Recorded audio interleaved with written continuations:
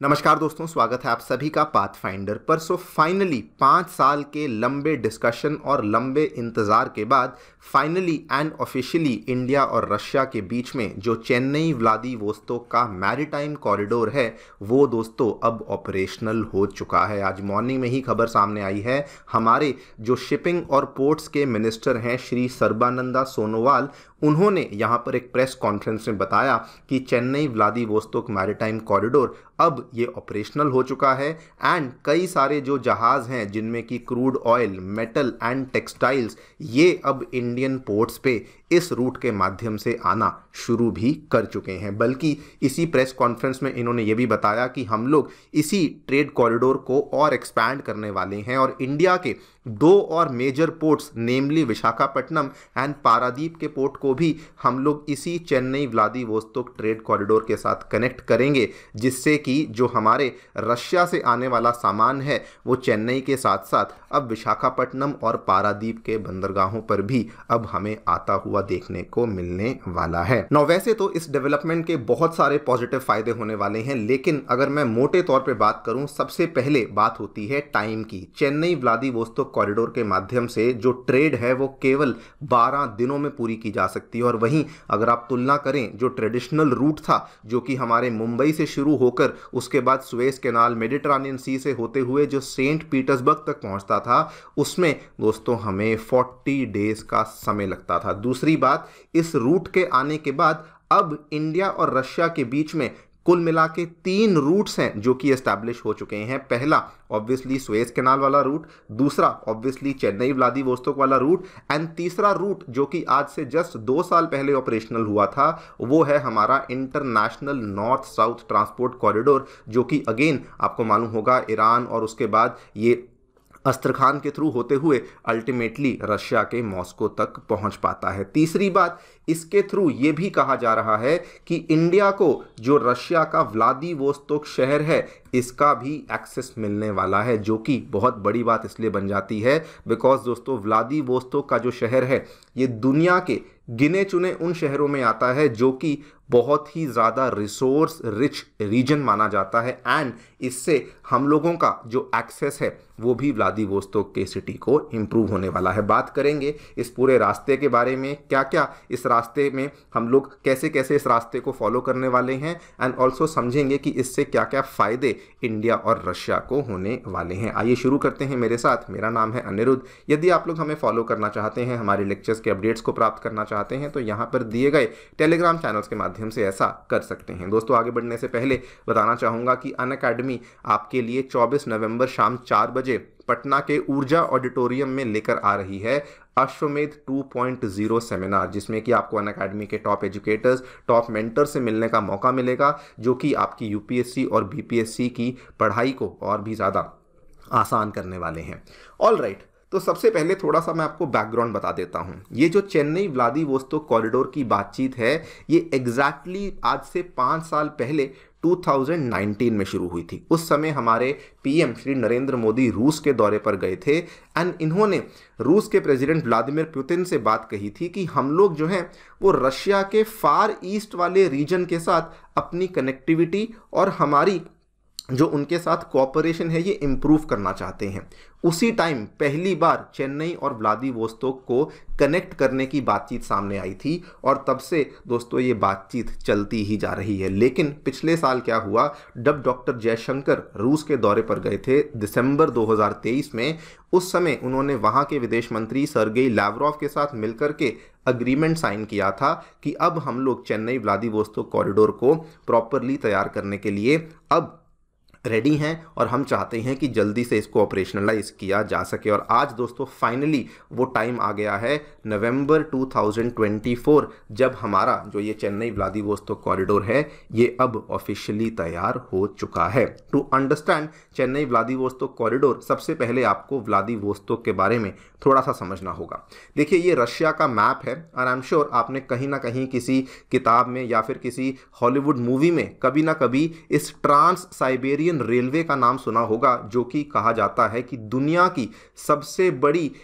Single root railway line है जो कि हमें रशिया में देखने को मिलती है। ये वाली जो रेलवे लाइन का दोस्तों जो स्टार्टिंग पॉइंट है वो यही वाला व्लादिवोस्तोक का शहर है जो कि रशिया के बिल्कुल फार ईस्ट से हमें स्टार्ट होता देखने को मिलता है। आप लोग यहाँ पर भी देख सकते हैं, ये नॉर्थ कोरिया के जस्ट ऊपर जो ये वाला बॉर्डर है, यहाँ पे बिल्कुल कोने पे आपको व्लादिवोस्तोक का शहर देखने को मिलता है। एंड इसकी सबसे खास बात यह है कि इवन दो ये बिल्कुल कोने पे जाके हमें शहर देखने को मिलता है, लेकिन यहाँ पर रशिया का one of the largest port बना हुआ है, जिसपे कि रशिया की जो one of the largest ships हैं उनको भी इसी पोर्ट के ऊपर हैंडल किया जाता है। और अब इसी व्लादिवोस्तोक के साथ हमारे चेन्नई को जोड़ दिया गया है। अगर मैं रूट की बात करूं तो आप लोग यहाँ पे देख सकते हैं, रूट इस तरीके से फॉलो होने वाला है। एंड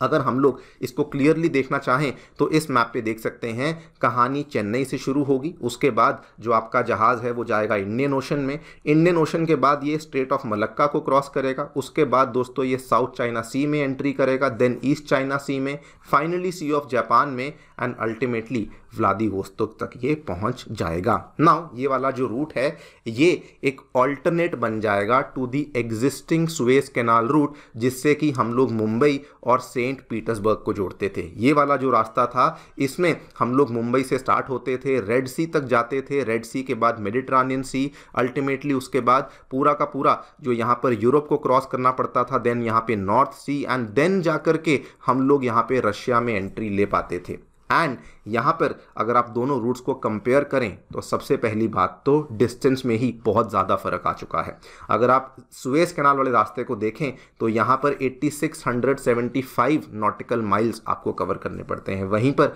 अगर आप चेन्नई वाले रास्ते को देखें तो केवल 5647 माइल्स का ही रास्ता आपको कवर करना पड़ता है। लेकिन रूट कम होने के साथ साथ जो सबसे बड़ा एडवांटेज यहाँ पर कहा जा रहा है कि जो ट्रांसपोर्टेशन का टाइम है this will now come down to just 12 days, जो कि अगर आप सुएज कैनाल वाले रास्ते से जाते थे तो आपको 40 डेज का समय लगता था, उसकी तुलना में आप ये देख लीजिए कि 1/3 से भी कम टाइम आपको इस रास्ते में देखने को मिल रहा है। नाउ टाइम एंड कॉस्ट के साथ साथ इसमें एक और बहुत बड़ा बेनिफिट जो कि कहा जा रहा है वो है कि इंडिया को अब डायरेक्ट एक्सेस मिल जाएगा to the far east region of Russia. यहाँ पर रशिया को अगर हम लोग रीजन्स में डिवाइड करते हैं तो कुछ इस तरीके से रीजन्स हमें देखने को मिलते हैं, और इसमें जो ये फार ईस्टर्न का रीजन है यहाँ पे आपको रशिया में हैबिटेशन बहुत कम देखने को मिलती है, बिकॉज ये मेनली काफ़ी ज़्यादा बर्फ़ से ढका हुआ है। लेकिन कहा जाता है कि रशिया में यही वाला जो एरिया है largest known reserves of natural gas आपको देखने को मिलते हैं, और इसी एरिया को एक्सेस इंडिया को मिल पाएगा बिकॉज हमारा जो ये बंदरगाह है व्लादिवोस्तोक, इसके साथ हमारी कनेक्टिविटी यहाँ पर बन जाएगी। इस चीज़ को लेकर भी हमारे शिपिंग मिनिस्टर ने ये चीज़ कही है कि वहाँ पे जो बहुत सारे भंडार हैं, जो मिनरल्स हैं, उनका अब डायरेक्ट फ़ायदा इंडिया को भी देखने को मिलने वाला है। And last but not the least, इसमें यह भी कहा जा रहा है कि इससे जो न्यूक्लियर फ्यूल था, आपको मालूम होगा इंडिया और रशिया के बीच में जो न्यूक्लियर कोऑपरेशन है वो भी बहुत पुरानी है। एंड जो हमारा कुदनकुलम का प्लांट है जो कि चेन्नई से आपको बहुत नज़दीक देखने को मिलता है, आई थिंक 600-700 किलोमीटर की दूरी पे देखने को मिलता है, वो भी उसके लिए जो न्यूक्लियर फ्यूल है वो भी अब इसी रूट से इंडिया पहुंच पाएगा, जिससे कि टाइम भी कम लगेगा एंड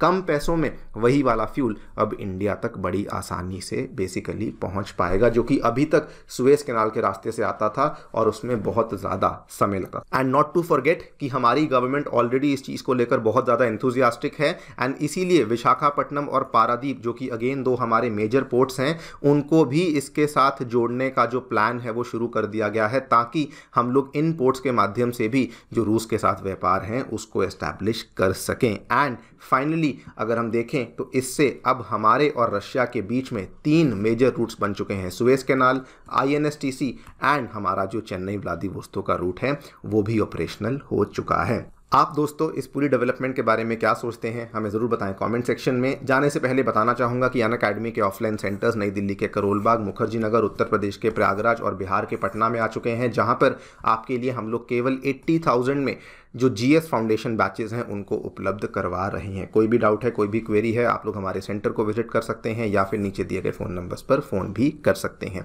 फ्री स्टडी मटेरियल पाने के लिए हमारी ऐप को डाउनलोड कर सकते हैं, इसका लिंक भी डिस्क्रिप्शन बॉक्स में नीचे दिया गया है। Thank you so much for listening, stay tuned and